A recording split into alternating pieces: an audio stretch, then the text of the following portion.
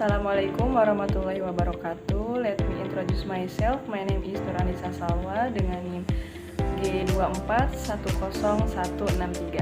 Saya dari Prodi Sains Komunikasi kelas sore Fakultas Ilmu Sosial dan Ilmu Politik Universitas Juanda. Untuk memenuhi ujian tengah semester mata kuliah Ilmu Pengantar Sosiologi dengan dosen pengampu Ibu Dr. Agustina M. Purnomo SP MSI. Di sini saya akan menjelaskan dan memaparkan materi jurnal dari tokoh Karl Marx dengan tema atau studi kasus Rethinking of Marxist Perspective on Big Data, Artificial Intelligence AI, and Capitalist Economic Development. Dalam bahasa Indonesianya yaitu memikirkan kembali perspektif Marxis mengenai data besar, kecerdasan buatan atau AI, dan pembangunan ekonomi kapitalis. AI dan Big Data tidak bersifat netral secara ideologis dan berfungsi sebagai alat dalam kapitalis yang mendorong pembangunan ekonomi tetapi juga menciptakan kerawanan bagi tenaga kerja. Terdapat kebutuhan untuk merevisi pemikiran Marxis tradisional mengenai tenaga kerja, nilai dan hubungan produksi dalam konteks ekonomi berbasis data. Tantangan teoritis muncul bagi teori nilai kerja. Karena nilai kini ditentukan oleh data dan informasi.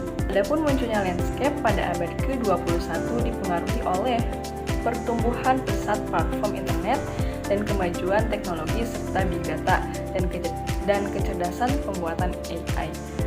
Di sini juga ada contohnya, yaitu yang pertama platform internet, yang dimana perusahaan-perusahaan platform seperti Google, Amazon, Facebook telah menciptakan ekosistem digital yang memungkinkan interaksi antara pengguna, produsen, dan penyedia layanan. Nah, pada platform itu bertindak sebagai perantara untuk menghubungkan antara penawaran dan permintaan. Nah, untuk model bisnis ini mengubah cara kita untuk mengakses produk dengan fokus pada pengalaman pengguna yang lebih baik. Kemudian yang kedua ada big data, yaitu big data merujuk pada pengumpulan dan analisis data dalam jumlah yang dapat digunakan untuk mendapatkan wawasan yang berharga. Nah, banyak juga perusahaan-perusahaan yang menggunakan big data tersebut. Di sini ada contohnya gitu ya, aplikasi atau platform e-commerce atau marketplace, di mana mereka menyediakan data-data untuk melakukan tren pasar. Nah, seperti data untuk menganalisis, karena sebuah data itu sangat berharga dan merupakan aset yang sangat signifikan.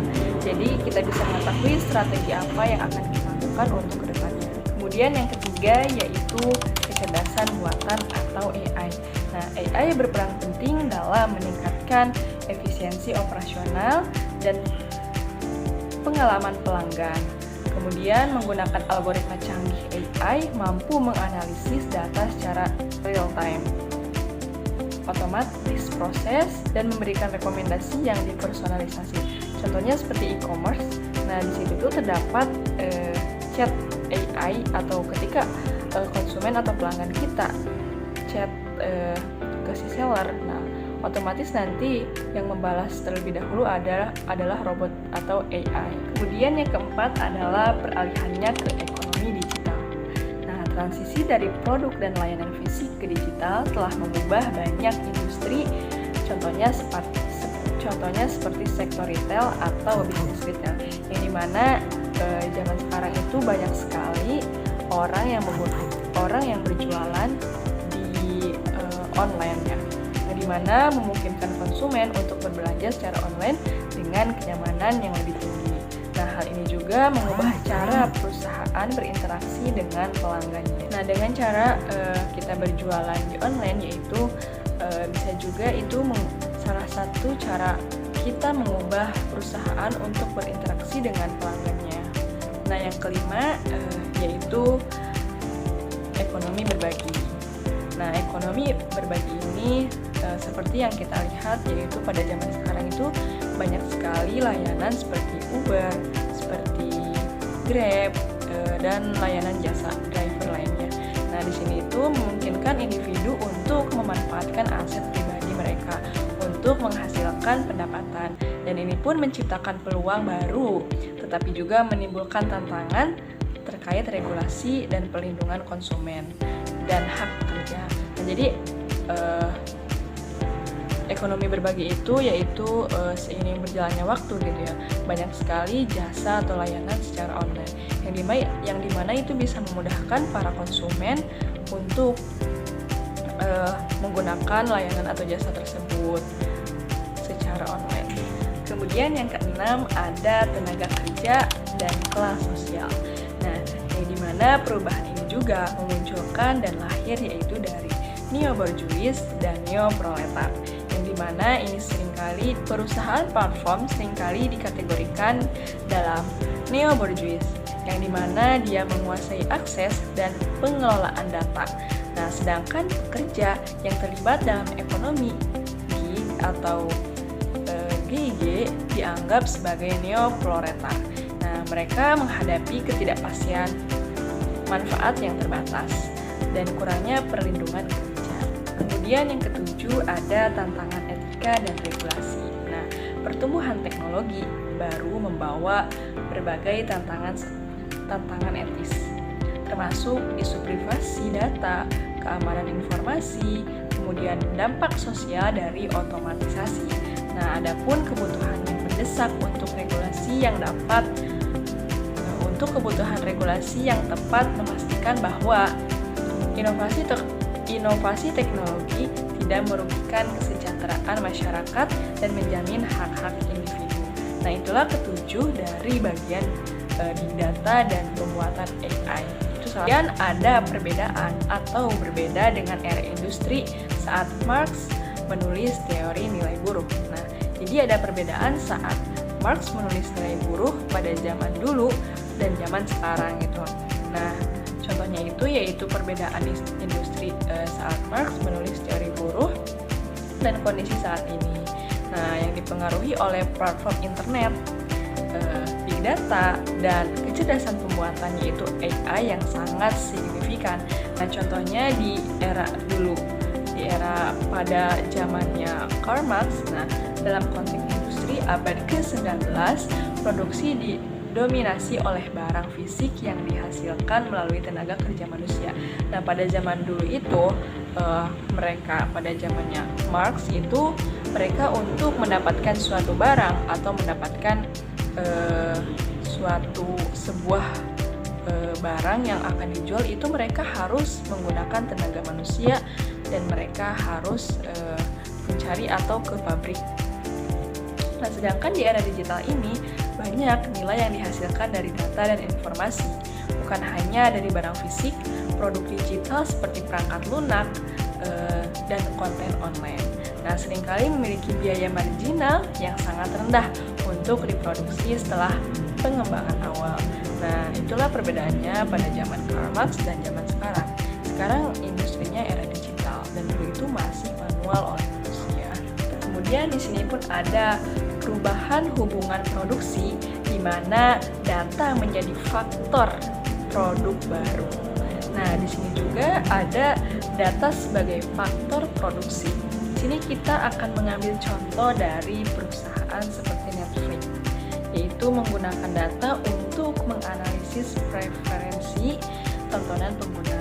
Nah, jadi perusahaan Netflix ini contohnya gitu ya, yaitu memiliki sebuah data yang dimana ketika pengguna menonton, dia bisa melihatnya, sekian banyak ribuan orang yang menonton misalkan tentang film yang romantis. Nah, maka di situ Netflix pun akan merekomendasikan dan menciptakan sebuah film atau karya yang lebih menarik sehingga dapat diminati lagi oleh para audiens atau oleh para pengguna Netflix. Ada munculnya prosumer dan konten pengguna. Nah, yang dimana pengguna yang membuat dan membagikan video di platform seperti YouTube atau TikTok. Nah, pada zaman sekarang ini banyak sekali para konten creator. Mereka membagikan konten-konten tersebut dan dapat menghasilkan dari si platform itu. Kemudian yang ketiga ada juga berkembangnya ekonomi berbagi. Nah, yang dimana layanan seperti Airbnb, atau seperti Uber, Grab, Gojek, dan lain-lain sebagainya. Nah, mereka memungkinkan individu menggunakan kendaraan mereka untuk mengangkut penumpang. Jadi, seiring berkembangnya zaman, nah ekonomi pun sama mengikuti zamannya, yang dimana sekarang itu semakin mudah dan bisa diakses kapanpun dan dimanapun. Yang keempat yaitu lahirnya kelompok neo-bourgeois, yaitu sebagai perusahaan platform internet, dan neo-proletar, yang dimana itu pekerja penyedia data. Nah, pada kesimpulan ini menyoroti transformasi yang terjadi dalam kapitalisme akibat perkembangan teknologi, khususnya big data dan kecerdasan buatan atau AI. Kemudian era digital menggeser paradigma tradisional yang mengutamakan tenaga kerja dan alat produksi fisik. Nah, jadi pada perkembangan zaman ini dia lebih merujuk kepada perekonomian. Kemudian proses dematerialisasi dan datafikasi telah merubah produk dan layanan dari bentuk fisik menjadi digital.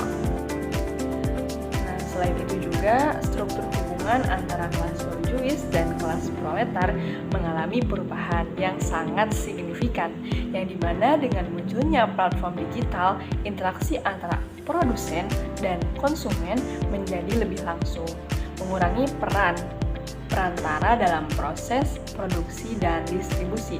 Nah, dalam konteks ini, big data juga berfungsi sebagai perantara dalam proses produksi dan distribusi, yang dimana sebagai modal baru yang memberikan kekuatan kepada perusahaan platform untuk mengendalikan informasi dan interaksi di pasar, seringkali mengabaikan nilai kerja tradisional. Sekian pemaparan materi dari saya. Wassalamualaikum warahmatullahi wabarakatuh.